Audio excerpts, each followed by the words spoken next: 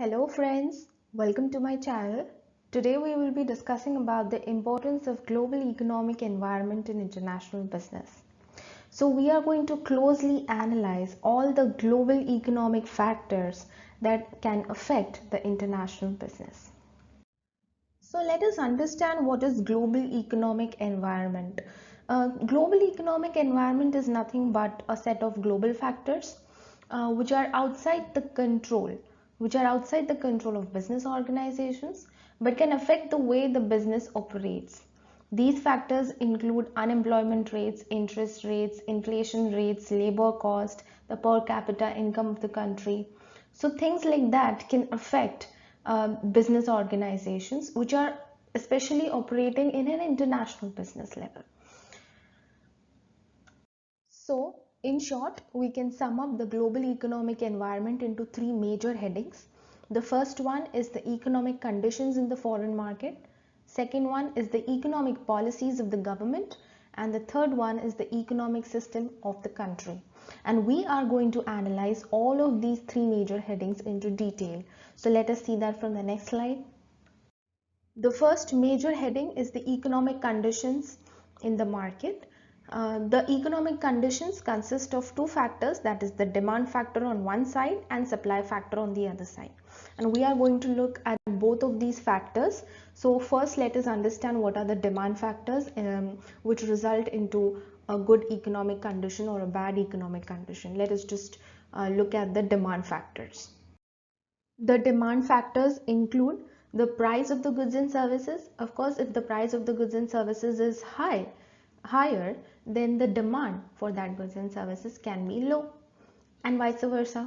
Income of the buyers, if the income of the buyers is more, per capita income of the country is more, then the demand will also be more. Prices of related goods and services. Now when I say related goods and services, there are two kinds of related goods and services.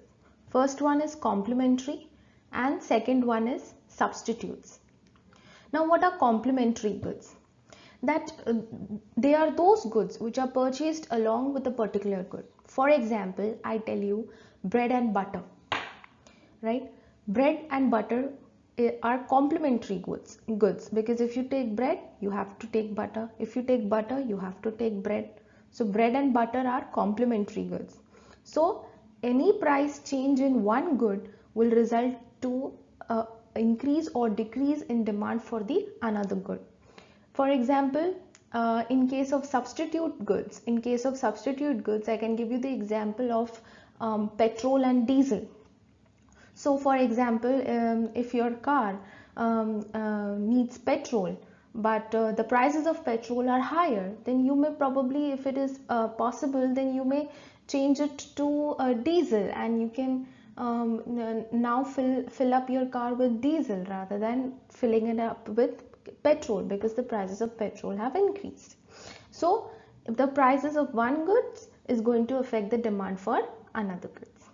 Taste and preferences of the consumers.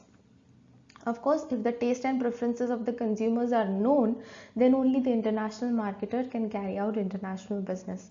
Because if they don't know that what can be the preference or the preferable taste of the consumers, they cannot carry out the business.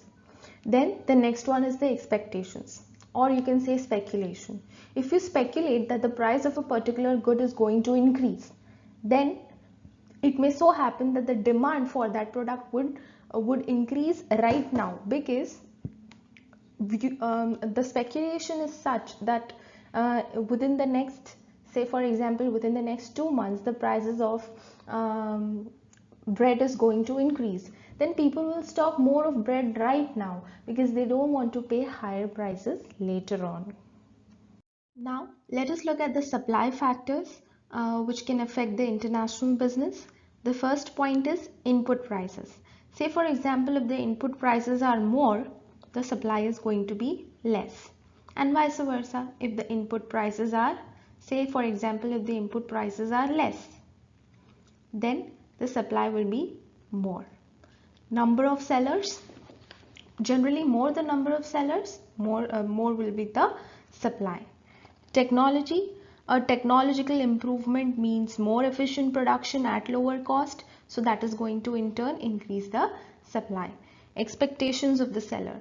Say for example, if the seller is expecting the price of the product to fall in the near future, they are going to increase its production now to gain more profit. Workers' motivation.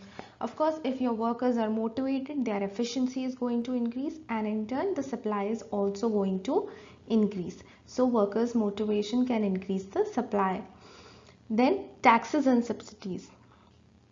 An increase in tax is nothing but seen as a cost, so that is going to reduce the supply if the taxes are high. But if the subsidies are high, the cost of production is going to decrease.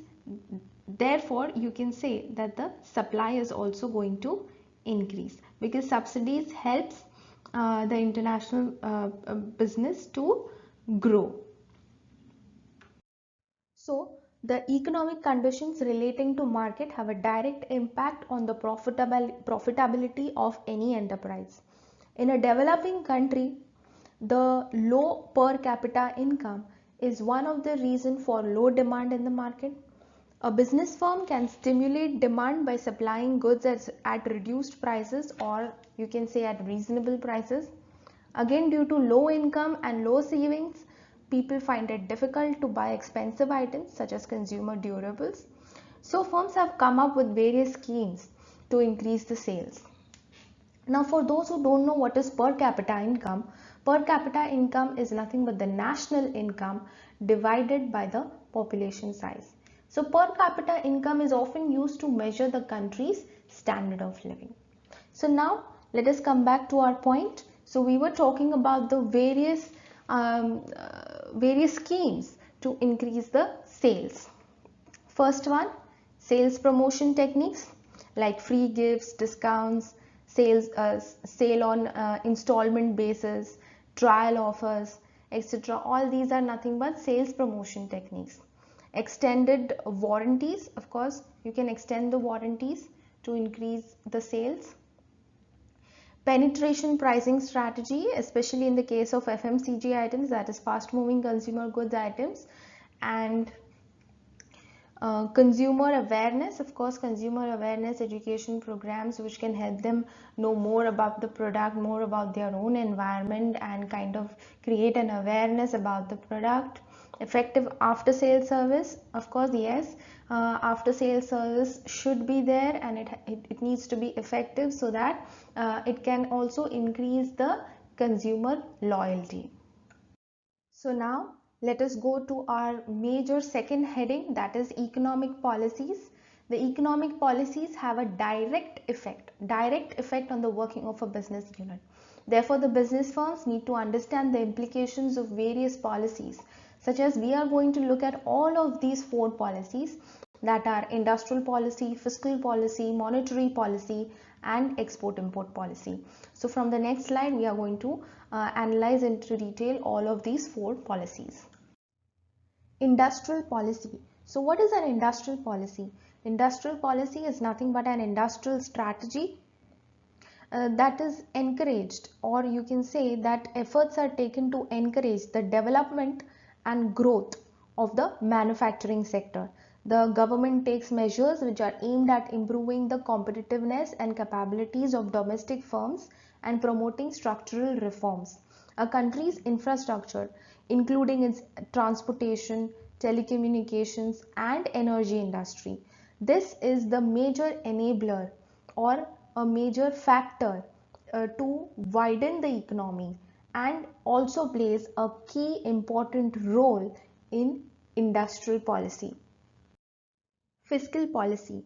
Fiscal policy refers to the use of government spending and tax policies to influence economic conditions. The fiscal policy is largely based on idea that government would stabilize the business cycle and regulate economic output.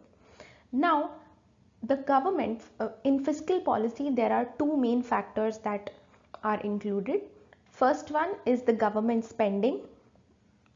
Government spending, and the second one is tax policies.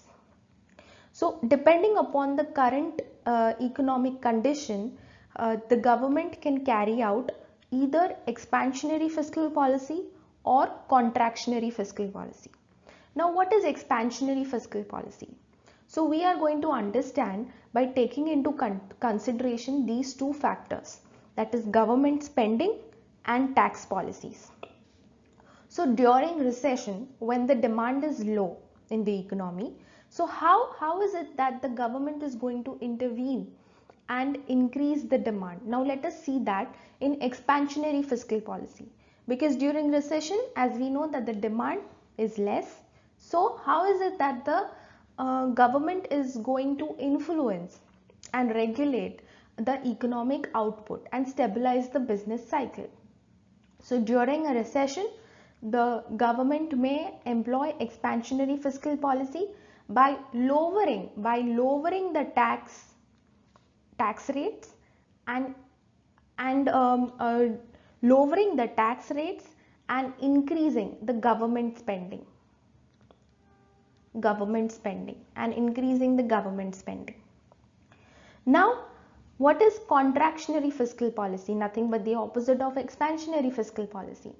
So in expansionary fiscal policy, we saw that the tax rates are reduced, but in contractionary fiscal policy, the tax rates are increased. The tax rates are increased and the government spending is reduced, because you want to curb the aggregate demand. In case of inflation, you want to curb the aggregate demand, so your actions will be different. And in case of recession, when you want to increase the aggregate demand, your reaction will be, the government's reaction will be different. So once again, during recession, we know that the aggregate demand is less. So what is it that the government is going to do to stabilize the business cycle? It is going to adopt to expansionary fiscal policy. Now what happens in expansionary fiscal policy? In expansionary fiscal policy, the tax rates are lowered and the government spendings are increased. And of course, when the tax rates goes down, the demand is going to increase. Now on the other hand, when there is inflation, how does the government intervene and stabilize the business cycle? It is going to adopt to contractionary fiscal policies. What is contractionary fiscal policy? It is nothing but the opposite of expansionary fiscal policy. Now what happens in contractionary fiscal policy? In contractionary fiscal policy, the government spending is reduced and the taxes are increased. Now naturally, if the taxes are going to increase, the aggregate demand is going to reduce and the government will be able to curb the aggregate demand. Means the government will be able to curb the inflation and keep it in check.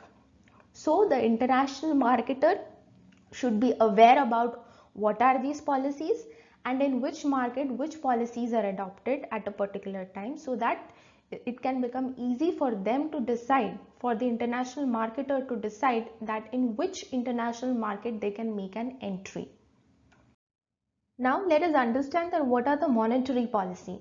So monetary policy is laid down by the central bank of any country. So now we saw that the fiscal policies are controlled by the government and the monetary policy is governed by the central bank of the country. So it involves the management of money supply and interest rates. Money supply and interest rates. So we are going to look at these two factors in monetary policy, that is the money supply and interest rates. Now during recession, again the central bank is going to pursue expansionary monetary policy. What happens in expansionary monetary policy? The money supply is going to increase and the interest rates are lowered. Now this is going to increase the aggregate demand and this is also going to reduce recession. Now it is the opposite of the contractionary monetary policy. The expansionary monetary policy is adopted when the economy is in the recession phase. But now what is contractionary monetary policy? Nothing but the opposite of expansionary monetary policy. In expansionary monetary policy, the money supply was increased and the interest rates were reduced.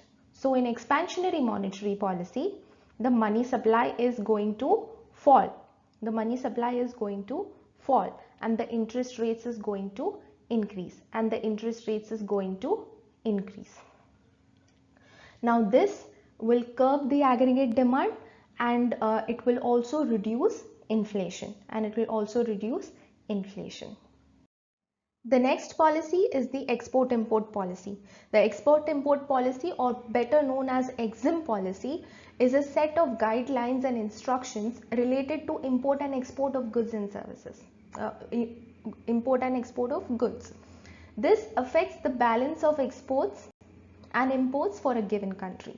Policies that restrict imports or subsidize exports change the relative prices of those goods, making it more or less attractive to import or export.